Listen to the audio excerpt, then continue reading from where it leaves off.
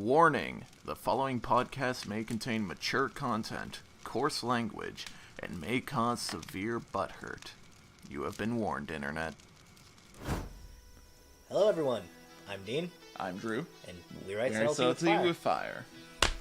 We'll get this intro one of these days. We'll get it eventually, and it'll One be of these awesome days. when we do.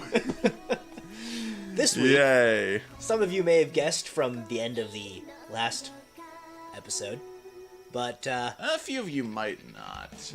It's not that big a series, but yeah. we're talking about The ridiculousness that is My Bride is a Mermaid, or if you prefer, its Japanese title, Sato no Hanayome. But doesn't that literally translate to Wife of the Sea or something? I think if I'm not mistaken, it roughly translates to Princess Bride of the Seto. Just referring to her family. Great, now I'm picturing this entire thing where fucking our lead is the Dread Pirate Roberts. Okay, that's even funnier. And Masa is Andre the Giant. But we're talking about the English version, so My Bride is a Mermaid. Yes. Which is a better title. Let's be real. Yeah.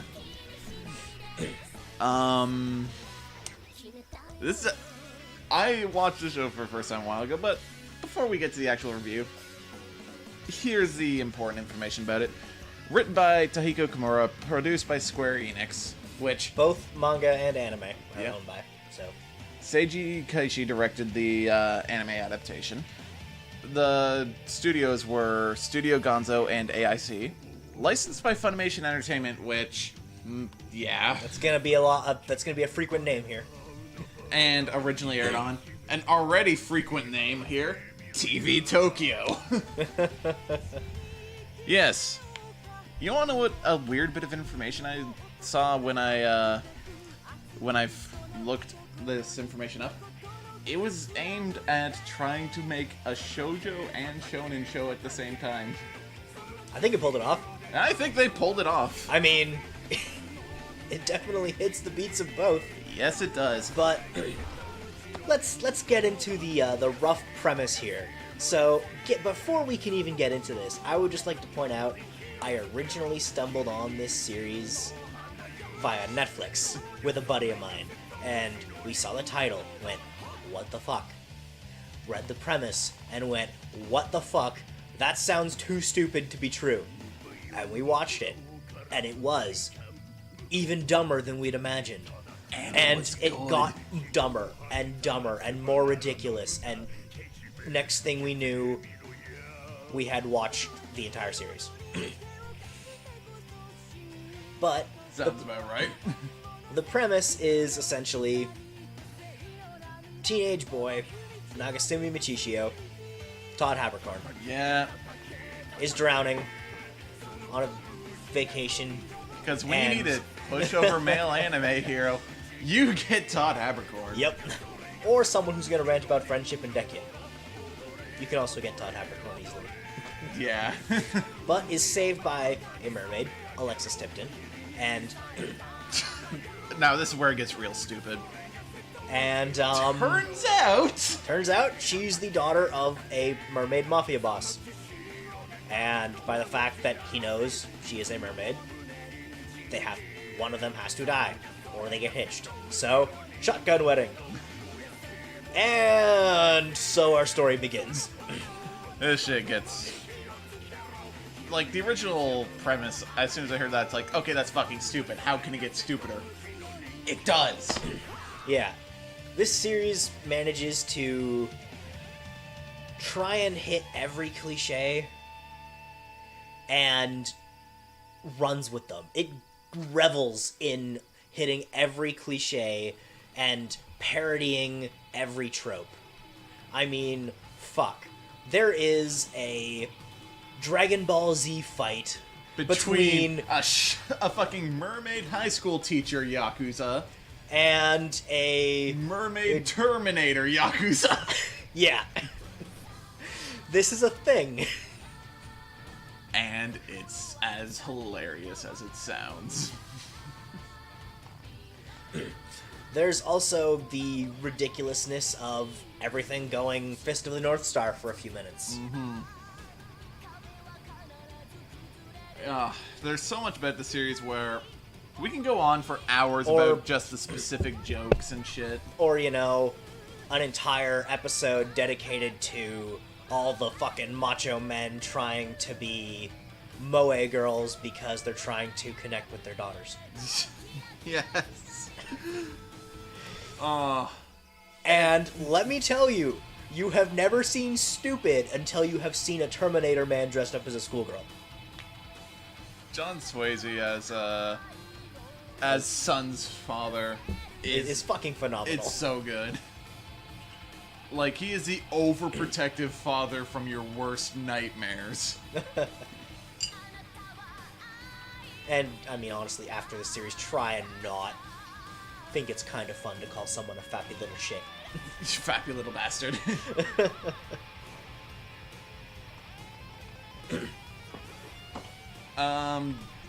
Of course there is a little bit of an overarching plot throughout the series. It's mostly episodic. It's mostly episodic, but... Aside from the fact that there's, you know, the progression of the romance between your two leads, and the eventual protagonist going Super Saiyan and catching a bullet in his teeth. 'Cause fuck it. Oh, and there's also the little thing of now there's a love rival with Jeremy Lee as Lunar. Who is a idol really mermaid. cunty pop star mermaid.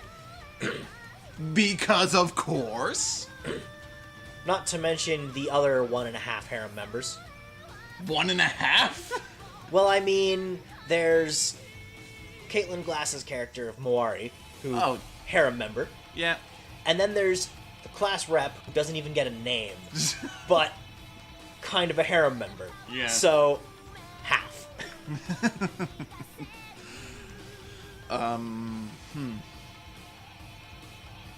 Another note I like to make about the series is there is a lot of music in the Japanese version, and they decided to fully translate it for the Funimation release. Which, 9 times out of 10, I'm gonna tell you is shit when they try and dub music. Oh, it's mostly terrible whenever people do that, but This time, I don't hate it. I don't hate it. It's not particularly amazing, but I don't hate it. I mean, I actually went out of my way to get the music from this series in its actual Japanese form. Which is very good. Alright. Nogawa Sakura did a really good job producing music for this series. But, I mean, the English adaptations and, hell, even Jeremy Lee's renditions of some of the songs aren't bad. I agree. And if you're wondering, like, why this kid's okay with fucking suddenly getting hitched to a mermaid, then another mermaid coming along trying to hit on him, it's a fetish, apparently. Well, I mean, I guess after a certain while of You would being have to grow one. attracted to a mermaid, you would almost have to Establish some sort of fetish. establish some sort of weird kink. No, this series goes into some really fucking weird places, and you will have no fucking clue what's going on the entire way through. And it's kind of better for it. That being said, the writing in the dub is on point. Like, I don't know how the original Japanese version is written, but the amount of, like, references and fucking subtle little jokes that are thrown in there in the dub are so good. And I mean, the Japanese version, from what I understand, is fine. But again, we're not really judging that here. That being said, comedy is one of those things that you can't properly appreciate in another language. No. It's not a possibility for you to properly grasp the delivery of a joke in another language, because, especially a language so drastically different as Japanese and English, Like, for example, with intonation and whatnot. humor-wise, the Japanese really love their puns, which really don't carry over well to our language at all. And So we have to repun things. exactly. or they don't exactly have conventional sarcasm. It's fucking weird. English is a stress-based language versus Japanese is a pitch-based language for intonation. So it's one of those things of you really do have to watch it in your own language to get the comedy, and many of the jokes are going to be changed. Mm-hmm. That's something you need to accept going in. But that being said, the English writing is fucking gold. It is hysterical. There are more than once in this series, like there's more than one occasion in the series, that when I was watching through this the first time, a buddy of mine and I had to pause the show and wait till we were done laughing, because we were laughing so hard we couldn't keep track of what was going on due to just laughing so hard we were bawling. The first example of that is a joke that's in the second episode. The thing where where they're spotted behind the bush.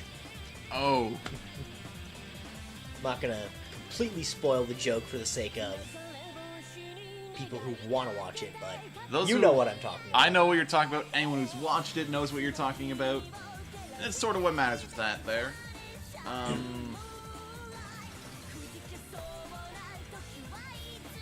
This show... The other time is the entirety of like episodes like 18 through 20.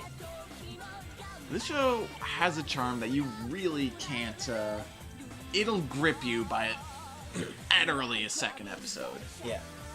That being said, it is also a series where if you are not an avid anime watcher, it is not for you, because it revels in the weirdness of the subculture. And it assumes you get a lot of the little references it's making. Like, you know, a random magical girl reference, the fucking Moe shit. The Fist of the North Fist Star of the North Star shit. The obsession with pop idols. It makes a bunch of Dragon Ball jokes, like, fuck. A lot of Dragon Ball jokes. The series goes and references a lot of things in its humor. And that is very much a product of the past, 15 odd years or so. Mm-hmm. That's where comedy's gone. So this is very much a series where if you are not someone who is at least somewhat steeped in the anime subculture, it's probably not for you. Mm-hmm. That being said, I fucking love it. I do too. Shall we just go straight to ratings then? Yeah. I'll give this show... You see, I've been thinking about this pretty much this entire review, and I'm still not exactly sure on what score I'd give it. I was thinking giving it a 4, but again, there is that high bar for entry of having to watch a lot of fucking anime before you even get to this. That being said, if you're an anime fan, I'd give it a 4. If you're somewhat new to watching anime or haven't seen all that much stuff, I'd give it a 3. Yeah, I think a 3 is pretty reasonable. Mm-hmm. And mind you, I see this a lot with review scores. A 3 does not mean it's meh. Because a again, 3 means it's passable, it's good. We are saying 3 out of 5. We are saying it is good enough to be passable because of it is average. It is average. Which this is not. I would call this series far above average, but you have to be the right viewer for it to be that above average. Elsewise, you'll probably look at its comedy and many of its jokes may fall flat. Mm-hmm. But if you enjoy that absurdist humor, you'll probably really enjoy it. And if this is something you enjoyed or something you're interested in, a very relatable series I could toss out just as a comparison point is probably a similar style of absurdist comedy, but also high point of requiring anime culture entry, Gintama. Oh, fucking yes. We will get to Gintama at some point. At some point. Not anywhere soon. No. Soon, we have a much bigger problem to deal with. We've been watching too much good shit. We have... Our next couple weeks are, Oh god. Oh god. Why don't we start with something not completely trash, but something a little more disappointing? Yeah. Our next review is something we were asked to do. So, we're getting to it. And then after that, oh dear god. Pray for us. Pray for us, please. Or send us plenty of liquor. That might save us too. So next time, you're gonna hear this sting that we're gonna play right here, and you're gonna know exactly what this is. Yep. See you then.